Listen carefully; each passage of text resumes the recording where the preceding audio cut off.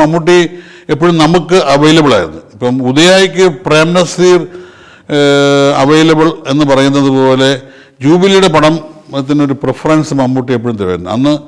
അന്ന് ഇന്നത്തെ പോലെ ഒരുപാട് നിർമ്മാതാക്കളൊന്നും ഇല്ലല്ലോ. അന്ന് സെൻട്രൽ, സെഞ്ചുറി, ജൂബിലി, പിന്നെ അങ്ങനെ സാജ് എന്നൊക്കെ ഉള്ള കമ്പനികൾ മാത്രമേ ഉള്ളൂ.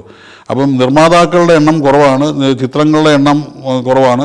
അപ്പോൾ ഉള്ള നിർമ്മാതാക്കളോട് അന്നത്തെ കാലത്ത് എല്ലാവർക്കും നിർമ്മാതാവിനോട് പ്രത്യേക ഒരു സ്നേഹവും താല്പര്യവും ഒക്കെ ഉണ്ടായിരുന്നു. അപ്പോൾ അവരുടെ സ്ഥിരം ചെയ്തുകൊണ്ടിരിക്കുന്ന കമ്പനികളെ വിട്ട് വേറൊരു പടം ചെയ്യാനായിട്ട് അവർക്ക് താല്പര്യം ഇല്ലായിരുന്നു. പുതിയ നിർമ്മാതാക്കൾ വരുമ്പോഴത്തേക്കിന് ഈ പഴയ നിർമ്മാതാക്കളുടെ പടങ്ങൾ നഷ്ടപ്പെടുമെന്നുള്ളൊരു ഭയം കൂടെ ഉണ്ടായിരുന്നു.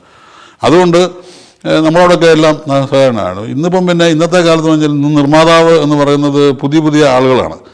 ഒരാൾ വരുന്നു പോകുന്നു, പിന്നെ ആളെ കാണുന്നില്ല. ഇന്ന് പ്രൊഡക്ഷൻ കമ്പനികളില്ല.